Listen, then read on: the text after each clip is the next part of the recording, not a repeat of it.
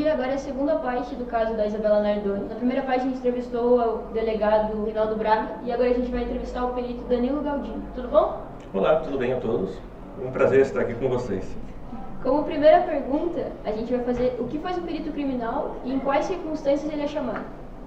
Bom, como o Dr. Reinaldo comentou aí no primeiro episódio, né, nós temos o delegado de polícia que conduz o inquérito policial, né, e faz toda aquela investigação do caso. O perito criminal é aquele profissional fora da área jurídica.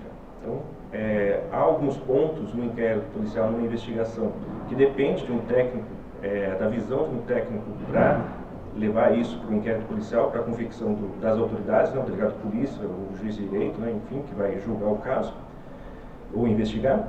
Então, é aquele profissional fora da área jurídica. Ele pode ter uma formação na área de direito, mas não necessariamente. Então, nós temos muitos profissionais ligados principalmente à área de química, física, biologia, engenharia, que vai trazer exatamente essa visão das outras áreas, das outras ciências para o inquérito policial, né, para a investigação do caso.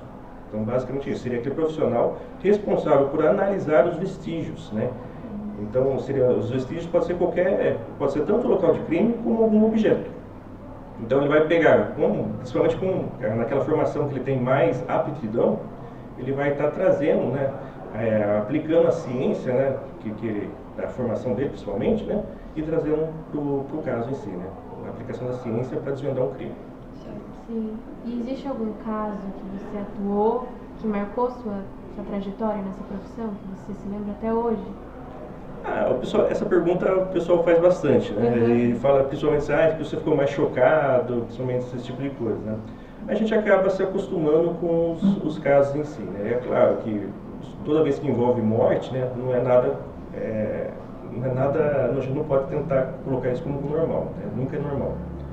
Mas a gente acaba tendo uma frieza para atuar no local, né? Então, a gente acaba sendo preparado psicologicamente já para atuar nos locais e focar no que é mais importante, né? No essencial, que é o trabalho nosso ali mesmo, né? Desses anos que eu, como perito, né, eu tenho 16 anos atuando como perito criminal, 17 anos, trabalhei no caso do Judas, né, de Itaré, acho que vocês são muito novinhos, né, não lembra, mas ele foi atuar, né, como ator lá na encenação da Paixão de Cristo. Ele acabou se enforcando, né, acidentalmente. E também um pouco mais recente, que talvez vocês devam lembrar, é o caso lá do ônibus escolar, né, que teve, acho que, 2 alunas, né, crianças que acabaram sendo vítimas fatais, né, mais motorista do ônibus, né, acho que uns 4, 5 anos talvez, não me recordo exatamente. Né? Então são casos que realmente, quando envolvem mais, principalmente crianças, acaba chocando um pouco mais. Né? Entrando nesse caso específico, que é da Nardoni, quais são as provas que revelaram não se tratar de um acidente? Como eu disse, na verdade o perito criminal ele trabalha com análise de vestígios, né? Existe o pai da criminalística, né, Edmond Locard, que ele fala que todo contato deixa uma marca, né? Então, outra pergunta que acabam fazendo sempre é: existe crime perfeito? Na visão assim, da perícia, não, né? Sempre algum vestígio vai deixar para ser analisado, né? Então, basicamente, o que eles fizeram aí, eles analisaram vestígios, né? Uma prova de materialidade, como o Dr. Reinaldo Braga falou, né? Qualquer vestígio é uma prova material ali, né?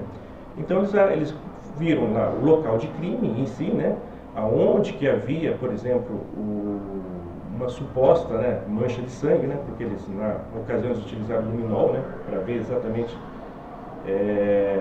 onde possivelmente havia sangue ali, né? Então, que são essas manchas azuis, né? Que acaba com o reagente, eles já haviam limpado esse local aí, e como você aplica esse reagente, ele acaba tendo essa reação de luminescência com o sangue, né? Então aí possivelmente você poderia fazer uma coleta de material e fazer hoje, né, está muito mais avançado, uma análise de DNA. Na época eu creio que parece que não foi feito, ou não sei se, não me recordo se foi feito ou não. Mas também, nesse caso, talvez não acharam inconveniente, né, ou porque já tinham a convicção de que fosse o sangue da Isabelle, no caso, né, poderia ser isso aí, né, porque ele vai fazer essa relação do sangue com a pessoa, né. E aí o que eles também analisaram, que eu acho que foi bem fundamental no caso ali, foi aquela janela, né? Porque naquela janela você tinha na camisa branca, né, do pai dela, no caso, né? Você vê que ficou estampado, inclusive aquelas telinhas que tinha exatamente para proteção da criança, né? E o vestígio, o perito ele acaba analisando exatamente esses detalhes, cenas do crime, né? Por exemplo, ele acabou vendo lá que nas telinhas que foram feitos o tipo de instrumento que foi usado para cortar aquelas telas. Na camiseta ficou estampado que aquela mancha que estava na camiseta só seria possível estar numa posição determinada. Eles simularam aquela posição, né? Como seria possível você manchar, né? Você estampar aquelas marcas na camiseta. Seria só de uma maneira, que seria a maneira como se estivesse jogando a criança lá. E fora isso, viram lá perto da janela, viram as mãos da Isabelle, né? No momento que estava caindo. Então eram vários detalhes, né? Vários vestígios, né? Que o perito acaba interpretando e colocando a convicção dele, né? Colocando a visão dele do ponto de vista pericial e transportando isso para o inquérito policial, para o delegado de polícia ter uma outra convicção da parte jurídica ali, se realmente houve, né, ligação, né, dos possíveis suspeitos com aquele crime. E como que funciona o processo de coletar e armazenar essa prova? Aí existe também a questão da cadeia de custódia, muito importante, como o Dr. Reinaldo Braga falou, né? Então, todo vestígio, ele pode vir, eu falo que pode ir por dois caminhos, né? Um seria pela apreensão por parte do delegado de polícia mesmo, desses objetos, né? E outro seria pelo perito, né? De maneira geral, quando ocorre o crime, esse local é preservado, isolado, o perito vai lá e coleta os vestígios de interesse pericial, né? Aí, coletando esses vestígios, esses vestígios são lacrados, né? Obviamente que é examinado por um perito. Se a gente passa de um perito para o outro, esse outro perito ele vai cortar esse lacre e vai relacrar esse material de forma que a gente mantenha, né? A gente saiba que aquele vestígio está de fato relacionado com aquele caso, né? Então, você consegue fazer esse mapeamento, né? Você consegue ver por onde esse vestígio passou. Então, essa que é a parte mais importante. A outra parte seria realmente quando é um caso ou outro, o delegado de polícia às vezes vai, por exemplo, numa casa e faz a apreensão de algum objeto, né? Mandado de busca e apreensão. Da mesma forma, esse objeto também é lacrado, né? E encaminhado para a gente, para depois ser feita uma análise pelo perito. Seriam umas formas possíveis. Quais seriam os equipamentos, os principais equipamentos, ou como vocês conseguem notar que aquele ambiente foi modificado? Aí, na verdade, vai um pouco da interpretação, né? Principalmente vai da interpretação do perito, né? O perito, na verdade, até a própria palavra em si de perito significa que é aquele que aprende por experiência, né? Então, como a gente acaba vendo muitos crimes, né? Muitas cenas de crimes, então a gente vai vendo padrões, né? De como ocorre aqueles crimes, né? Então, de certo modo, quando você vê algo que está fora do contexto, o perito ele acaba já interpretando aquilo, isso aqui está um pouco fora do contexto. Então, merece muito uma atenção ainda maior para esse tipo. Então, basicamente, o que viram lá são o quê? Vestígios de bagunça, né? Por exemplo, a porta não está arrumada. Que estranho, né? A porta não está arrumada. Primeira questão a ser vista é essa porta arrumada para alguém entrar, né? Vestígios de violência na porta, né? Vestígios de luta no local, né? O ambiente muito limpo, né? Nesse caso aqui, gera um pouco estranheza, né? Também. Veja que é só a parte material, tudo ligado à parte materialidade acaba sendo visto pelo perito. Então, o perito é aquele cara assim que ele precisa ser bastante detalhista quando ele está fazendo uma análise, né? Ele precisa ver nos detalhezinhos que ele vai achar talvez a resposta para algum caso. Sim. E quando você chega numa cena no local do crime, qual é a primeira coisa que se analisa? Começa por onde? Assim? O primeiro ponto que a gente analisa é a questão da preservação, porque nós também somos obrigados a colocar no laudo se tiver alguma alteração, né? E se essa alteração comprometeu ou não o local, né? Então, isso está no Código de Processo Penal, realmente tem que colocar. Então, o primeiro ponto a ser feito é a respeito da preservação do local de crime, né? O outro ponto aí é ver, trabalhando de uma maneira geral, há algumas técnicas que a gente usa, né, de varredura, né? Você pode começar pelo cadáver, do detalhe, para ir para o geral depois, ou você pode fazer uma varredura de cômodo a cômodo, enfim, né? Mas realmente é analisado de uma maneira geral tudo. Hoje existem técnicas que ajudam nessa análise de local de crime. Por exemplo, a gente pode trabalhar com um scanner 3D, que vai fazer um escaneamento do ambiente, então vai gerar uma nuvem de pontos, e essa nuvem de pontos ali você consegue, inclusive, fica muito mais fácil você visualizar isso depois, com mais calma. Um ponto é você visualizando um local de crime com um estresse muito alto ali, né, de você estar vivenciando aquilo, né, uma pressão de repente ali para liberar um local, enfim, coisas do dia a dia do trabalho mesmo. E outro ponto seria você analisar essa nuvem de pontos, né, esse escaneamento, né, do local no laboratório, né, no escritório, né, você voltando para sua base, né. Ali muito mais calmamente, né, você conseguiria ver certinho, inclusive fazer medições, né. Então hoje essa tecnologia provavelmente daqui a um certo tempo vai ser usada como padrão, né, e que auxilia bastante. Sim. E no caso Nardoni, você acabou comentando do luminol, como que ele funciona? E hoje em dia já evoluiu essa técnica? É usado outro produto? O luminol a gente realmente naquela época ele era novo, né? Não tinha exatamente, era muito novidade ainda na época, né? Utiliza-se ainda hoje, mas com o passar dos anos a gente viu alguns problemas. Por exemplo, ele tem algumas interferências, né, em relação a algumas substâncias que também interferem nessa reação. Por exemplo, a água sanitária, que inclusive é usada para limpeza. Então hoje, quando você aplica o luminol, você está muito mais, precisa da visão do perito de ver se aquilo realmente é uma interferência, né, um falso positivo, né, que a gente chama, ou se ela tem uma conformação de uma mancha de sangue mesmo. Então se ele vê que ele está com uma aparência de realmente um formato de mancha de sangue, aí é um indicativo realmente de que ali realmente seria um sangue, né, supostamente um sangue. Então o ideal seria o quê? Fazer a coleta desse ponto aí, e aí sim a gente ir para um DNA. Aí sim é o que é recomendado, que recomenda-se hoje, né, de se fazer. Sim. Temos também a questão de luzes forenses, né, que podem auxiliar, mas são todas, assim como o luminol, as luzes acabam sendo orientando um pouco o perito. Não acaba sendo conclusivo mesmo. Né? Conclusivo só o DNA, realmente, para poder fazer isso. Certo. E aqui a gente tem essa imagem do corte, né, que foi encontrado na testa, e foi comprovado, né, que não foi causado pela queda dela do apartamento. Como que o perito consegue verificar isso? Como que sabe onde foi causado? A polícia científica em si, ela tem dois institutos, né? O Instituto de Criminalística, que é a qual eu pertenço, e o Instituto Médico Legal, né? O Instituto Médico Legal, quem atua são os médicos legistas, né? E na outra parte do Instituto Criminalístico, que é a parte que eu faço parte, são os peritos de local de crime.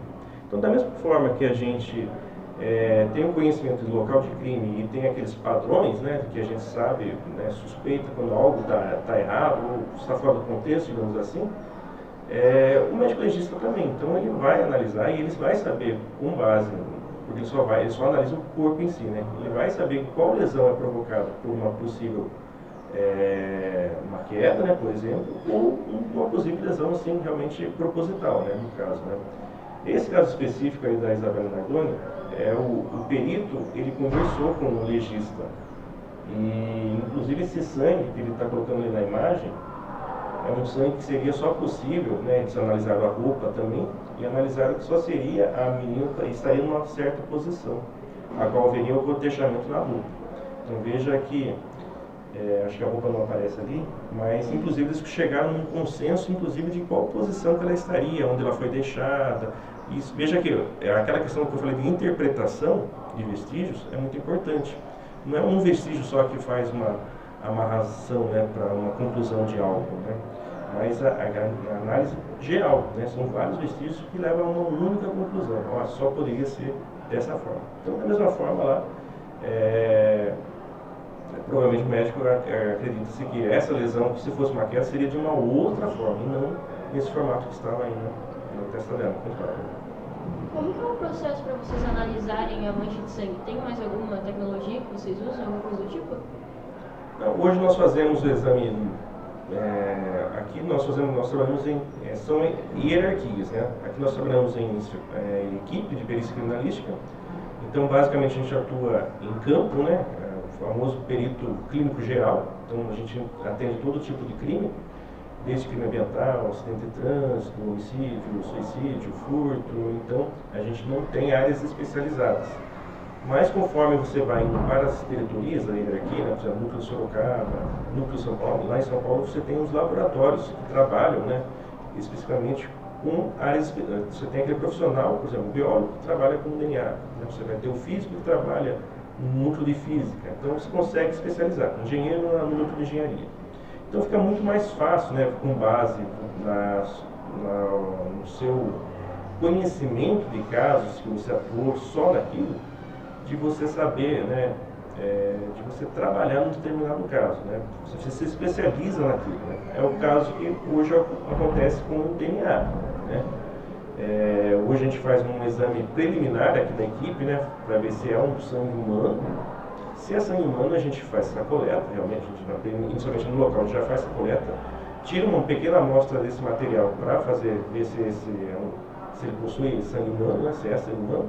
E se é um sangue humano, a gente manda para o núcleo de biologia. Aí no núcleo de biologia, você tem um padrão de confronto, que é importante ter também, você precisa ter uma outra amostra para saber de quem que é aquele sangue, né? Por exemplo, sangue ou qualquer vestígio biológico. Aí você faz uma relação daquele vestígio biológico com aquela pessoa, com um grau de exatidão muito alto, né? Que é de 99,9%. Então você sabe realmente, né? Posso dizer que é daquela pessoa. Né? Sim. Em qual momento o perito é chamado para o local do crime? Existe algum crime específico? São todos os tipos de crime? O Código de Processo Penal fala que toda infração de deixar vestígios é imprescindível o exame de corpo de delito, né? Então, toda infração de deixar vestígio, o perito acaba sendo chamado, né, para fazer essa interpretação desses vestígios. Tá? Então, vai desde furto para um homicídio, né, que geralmente a perícia em si é o mais importante, obviamente, né, e por conta da sociedade, né, que da gravidade, né, para isso a gente acaba sendo marcado principalmente nas questões de homicídio, né, o acidente de trânsito também, que é uma situação que acaba sendo mais enfática, digamos assim, né. Mas a gente acaba doendo todos os crimes, desde crime ambiental, uma adulteração em um veículo, também a gente acaba fazendo perícia também, porque deixou vestígio. Deixou vestígio, a gente faz a perícia. Aqui nesse caso, por exemplo, da fralda que foi encontrada na lavanderia. Ela é uma fralda com sangue, ela foi encontrada num balde, e a lavanderia era bem bagunçada. Então, no relato da perícia, ela alega que ela viu aquele balde estava meio que destoando com o ambiente. Tem algum padrão que vocês seguem para isso? Vocês veem uma coisa que está meio fora ali do ambiente? Tem meio que um roteiro a ser seguido? Ou... Não, como eu disse, realmente vai um pouco mais do faro do perito, digamos assim, né? Ele vai do contexto em si, né, do caso, né? A gente costuma não levar muito em consideração o que as pessoas falam, né?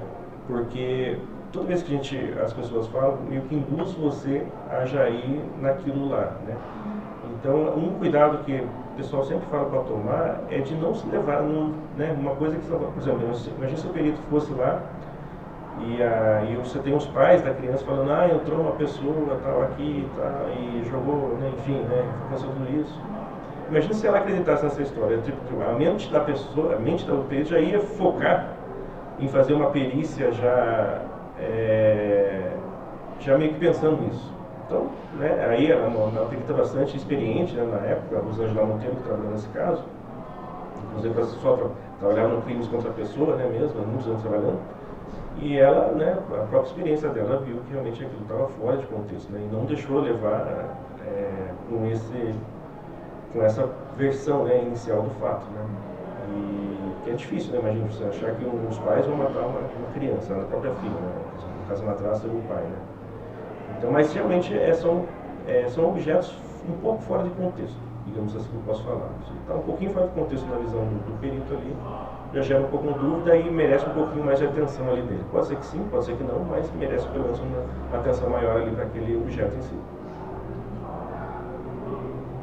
E sobre a progressão de crime, né, que a gente fala, por que o caso Nardoni se trata de uma progressão de crime? Olha, Na verdade, eu acho que mais no aspecto jurídico isso daí, né? O perito criminal trabalha mais na parte técnica, né? Pericial. A gente nem entra muito na parte jurídica praticamente a gente fala assim, o que ocorreu e como ocorreu. Aí a gente deixa alguns demais detalhes, mas realmente para o delegado de polícia, para o juiz de direito, falar essas coisas, questões ligadas mais à parte jurídica, né? Então a gente acaba não entrando no mérito, nas ligações. No caso ainda dela ter sido machucada, seria mais o médico legista mesmo ou o perito consegue perceber isso, por exemplo, com o gotejamento ali que a fralda fez, desde o caminho do carro até o apartamento, vocês já conseguem mandar essa informação para o legista? Na verdade a gente faz, no local de crime, a gente faz um exame chamado perinecroscópio. Então a gente vai olhar o cadáver e ver externamente, por fora, obviamente, né? O legista ele vai abrir internamente o corpo para ver as lesões, né? Por fora a gente acaba vendo as lesões que existem no corpo. Isso aí já é um orientativo, né? Uma orientação ali para o local, para o que a gente vai precisar ver. E também já no próprio local, às vezes a gente já consegue, né, ter algumas ideias, suposições do que pode ter ocorrido, né? Que passa inclusive para a investigação, para de repente, né, o próprio delegado de polícia, o investigador, já ir entre meio ao próprio exame ali do local, do perito, né, ele já colhendo alguns dados, umas informações com pessoas ali que possivelmente viram, né, do local. Então, basicamente é isso. Certo. E qual que seria, quais seriam as melhores faculdades, cursos para se tornar um perito? O edital ele abre alguns cursos específicos, não me recordo muito bem, tem um rol lá de carreiras, né? Mas básico, o que eu lembro são o quê? Física, engenharias todas, né? Física, química, biologia, a parte de direito é possível, arquitetura também é possível, né? Para achar, parece que a arquitetura é um pouco estranha, administração, se eu não estou enganado, também pode. Então tem alguns cursos que a gente, assim, de imediato a gente acha, puxa, tudo que é ligado à área de exatas, assim, em geral, está vinculado, né? Ou biologia, ou áreas afins de biologia, digamos assim. Mas tem outras áreas que, como o conhecimento é multidisciplinar, né? Então acaba entrando, né? Por exemplo, contabilidade, importante, tem uma carência de peritos contábeis no estado. Economia, não sei se saiu, mas antes que era, então tem lá, toda vez que abre o edital, ele abre lá as carreiras que pode.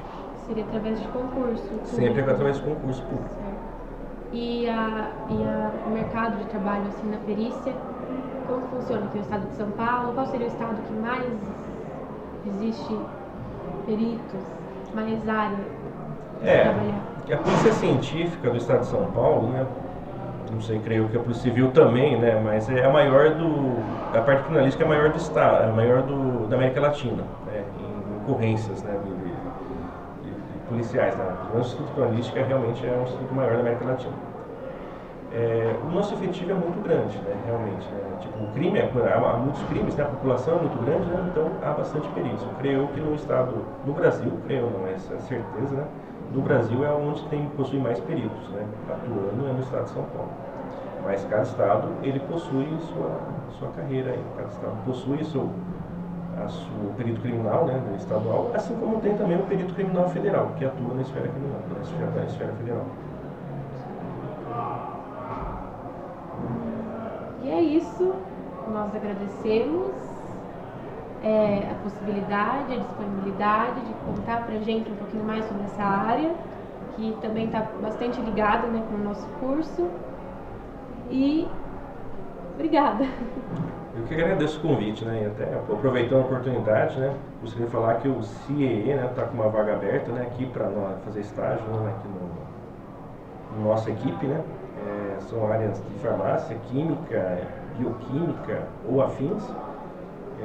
As inscrições começaram ontem, né, segunda-feira, e vão até o dia 25, se eu não estou enganado, né, se possível, né, quem estiver vendo esse vídeo e tiver interesse em participar e saber um pouquinho, né, atuar na área ali, né, tipo, de ver na prática, né, como que é o estágio, né, como que é a atuação, tem essa oportunidade aí também. Tá bom? Muito obrigada.